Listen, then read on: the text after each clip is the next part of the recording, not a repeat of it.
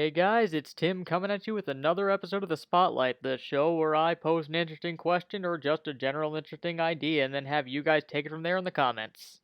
So, you see this idea get brought up a lot, especially nowadays with the prevalence of comic book movies, and it's the idea of staying true to the characters and how it doesn't matter who you cast as long as the character is true to how they were in the comics.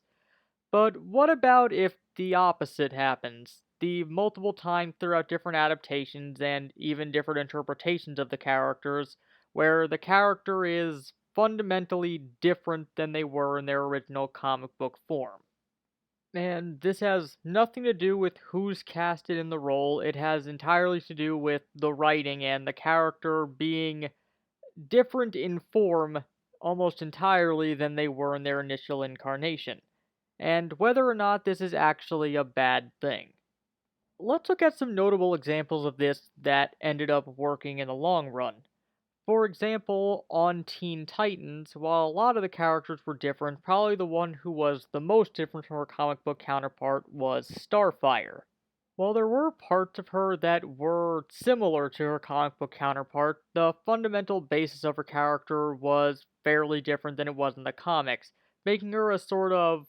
foreign exchange student style girl next door, as opposed to the compassionate warrior that she was in the comics. And while there was backlash to this from fans of the character in the original comics, you really can't deny that this is probably the most well known and arguably most popular incarnation of the character,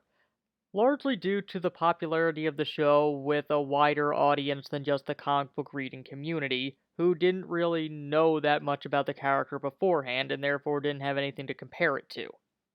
And then we have another TV example with X-Men Evolution's version of Rogue, who is the gothic version of the character, who is a fairly divisive point among the fan base. But with that said, she still does have her own fairly solid fan base, even with those who know the original Rogue character, and even if she is different from how Rogue was presented in the comics, at least at the time, she still made sense in the context of Rogue's story. And what about shows that have a lighter take on the characters themselves, which usually gain the most backlash from purists in the comic book community? Things like the Superhero Squad show version of the Marvel Comics characters, or the Lego DC superhero movie versions of those characters, where they have interpretations of the characters like a wackier, more dumb blonde version of Thor, or having Supergirl be a cheerleader. But those all work because they work in the context of the lighter universe and help the characters fit a role that's required for the show to keep moving forward, or the movie.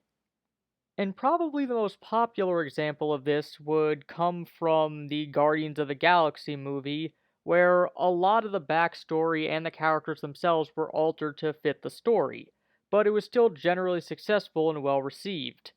So my point here is, should we be looking for in alternate versions of characters and adaptations to get the purest version of the character to get that person on screen? Or is it okay to have alternate versions of the characters that fit into the world of their show and still provide something for a different audience?